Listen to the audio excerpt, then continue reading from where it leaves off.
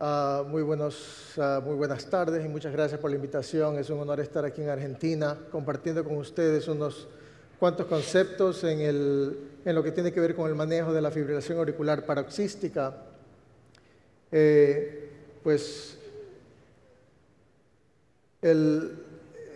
Mis divulgaciones son con algunas compañías con las que trabajo. Para hablar de fibrilación auricular paroxística y los tratamientos que están en boga, es importante ir un poquito en la historia de qué se ha hecho para manejar la fibrilación auricular de una manera intervencional, no medicamentosa.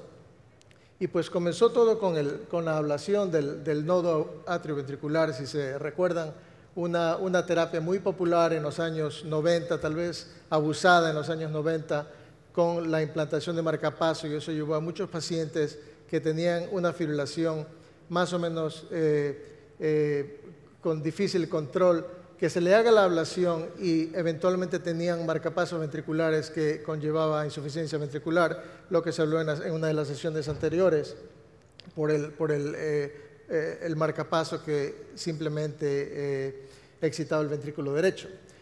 Pero también las intervenciones quirúrgicas, los procedimientos MACE, el 1, el 2 y el 3, y el procedimiento corredor para mantener la activación sinusal. Procedimiento corredor que no tiene aplicación hoy en día porque mantiene la aurícula en fibrilación, simplemente mantiene una normalidad en la activación atrioventricular. El procedimiento MACE de verdad sí cura la fibrilación auricular y tiene muy exitosos resultados en el sostenimiento del ritmo sinusal, pero pues es una intervención quirúrgica muy avanzada. Después comenzaron las ablaciones lineares por catéter, tratando de reproducir lo que la operación de MACE hacía en la aurícula, con un éxito pues relativamente pobre, especialmente por la incidencia de enfermedad tromboembólica. Fue en el año 98 cuando se hicieron los descubrimientos de los latidos ectópicos de las venas pulmonares por Ajay Saguerre, que llevó a la idea de que si la fibrilación auricular está comenzando en las venas pulmonares por latidos ectópicos, entonces eliminar esos disparadores de las venas pulmonares probablemente va a llevar a la cura de la fibrilación auricular.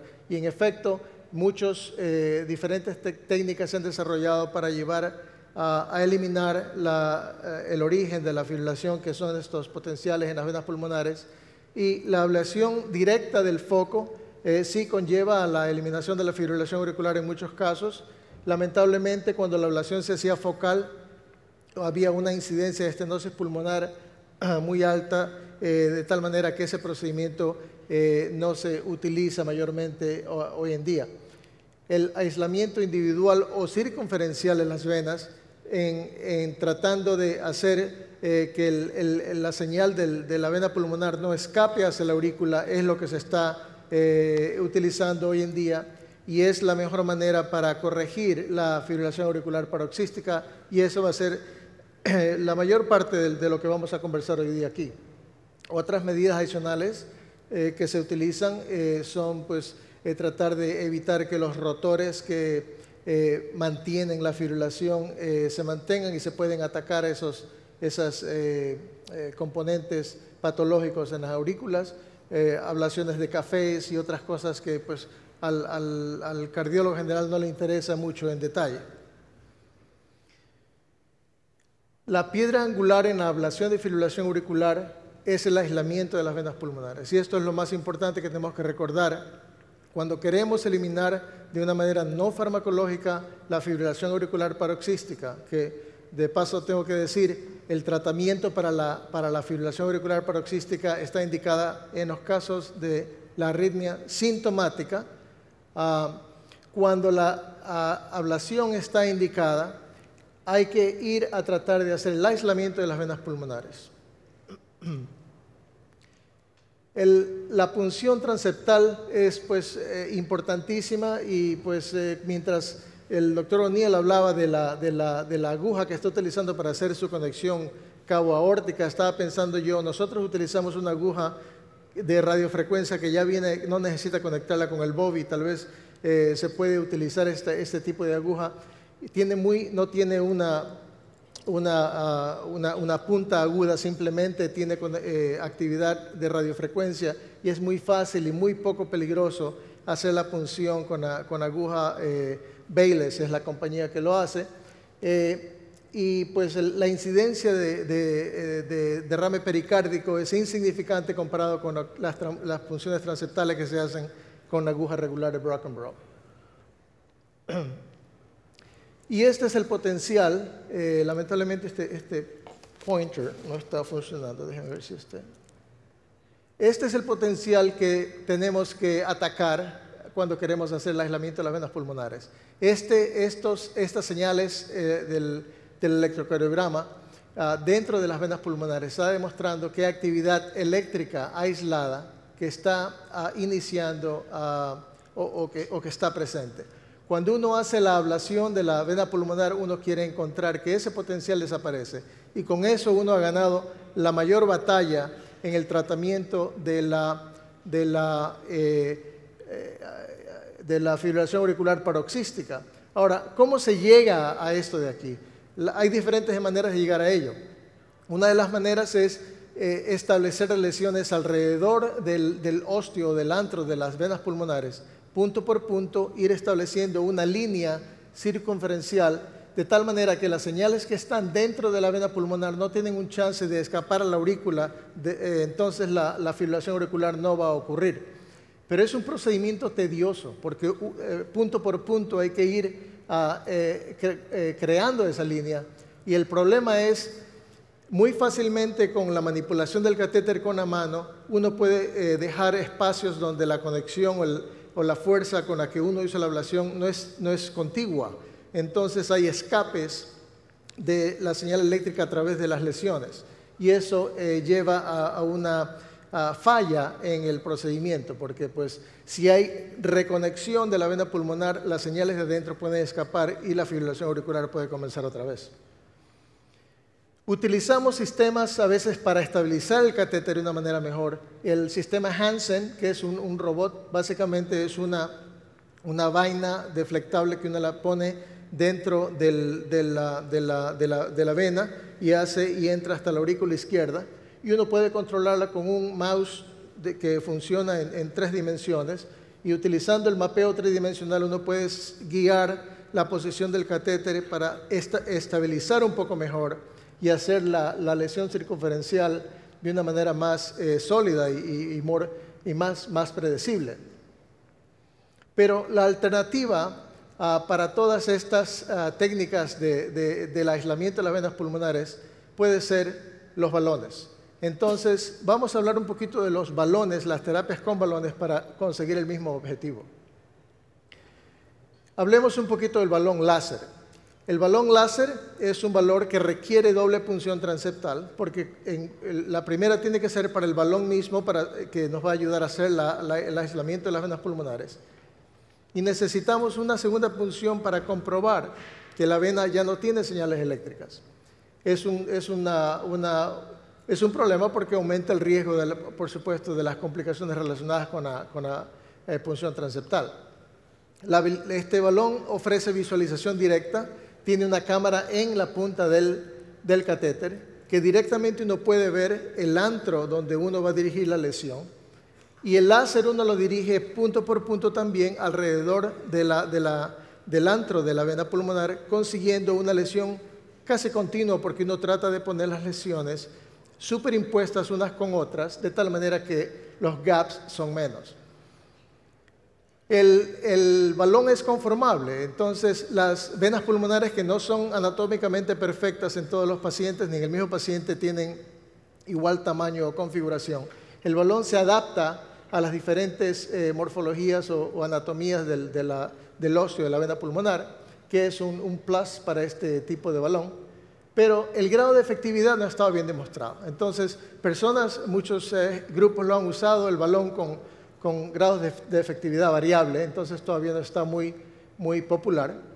El hot balloon, que es otro tipo de balón que se utiliza, inventado por el doctor Satake de Japón, también es ajustable, es conformable. utiliza una solución yodada para poderse ver en fluoroscopía. No tiene visualización directa, pero uno lo puede usar con fluoroscopía para ver qué tan bien está posicionado en el óseo de la vena pulmonar.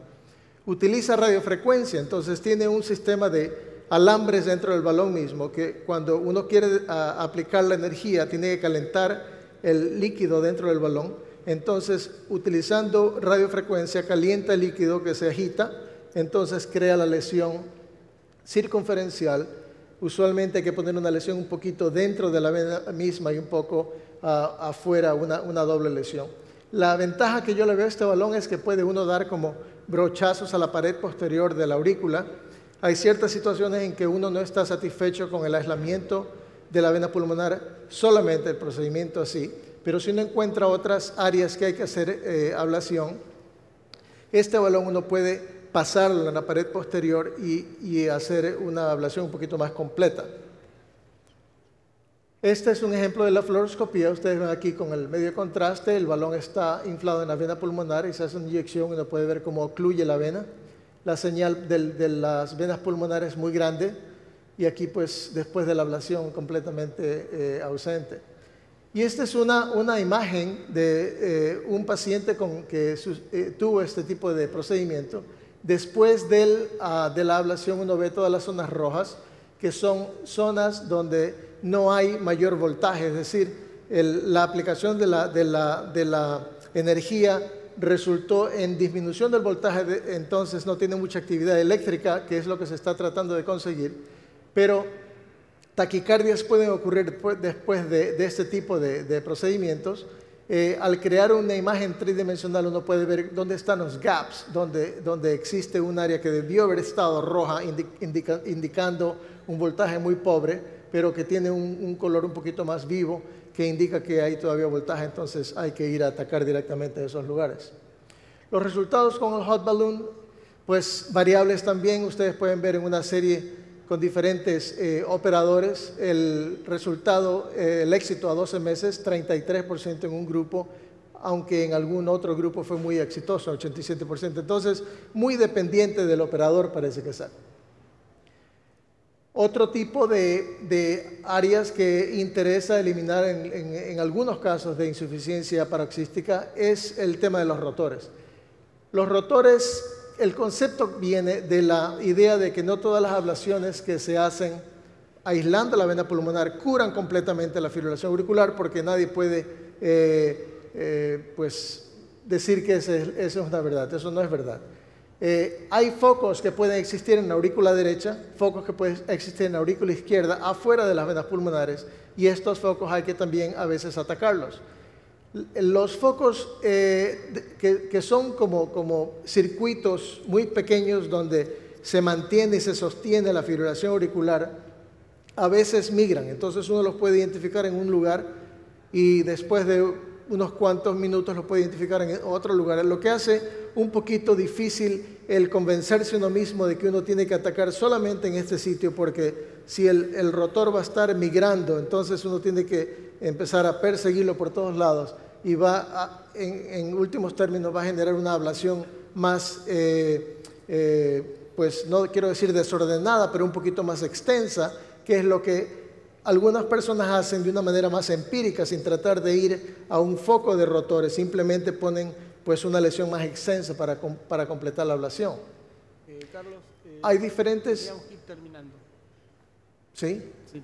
Ya. Bueno, voy a empezar a saltar un poco de esto porque quería llegar a una parte importante, que es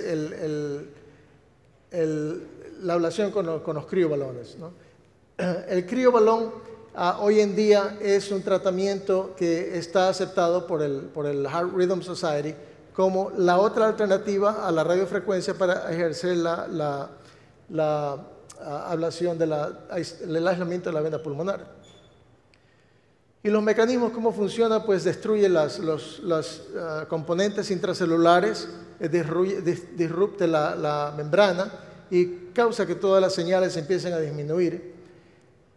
Hay dos tipos de balones. Voy a hablar simplemente del balón actualmente que utilizamos, que es el Arctic Front Advance, que tiene 8 puntos de surtores para mandar el frío al balón. Entonces, el balón se enfría con este óxido nitroso y crea un daño térmico por frío que, comparando con el balón anterior, tiene una capacidad muy rápida para generar las lesiones. Hoy en día, 2 a 3 minutos es suficiente para crear el aislamiento de la vena pulmonar. Entonces, el concepto es simple. El balón entra en la vena, al oso de la vena, tiene un catéter que tiene muchos electrodos. Entonces, el catéter con los muchos electrodos recibe las señales de las venas pulmonares y uno puede también determinar cuándo la lesión ya consiguió el efecto deseado, es decir, cuando las señales de las venas pulmonares están eliminadas.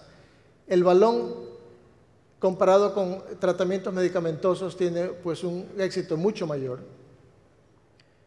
Y comparado con con radiofrecuencia, en los tiempos de fluoroscopía, los tiempos de door-to-door time y el tiempo que el médico está con el paciente haciendo el procedimiento están mucho más reducidos comparado con lo que se hace en radiofrecuencia haciéndolo punto por punto.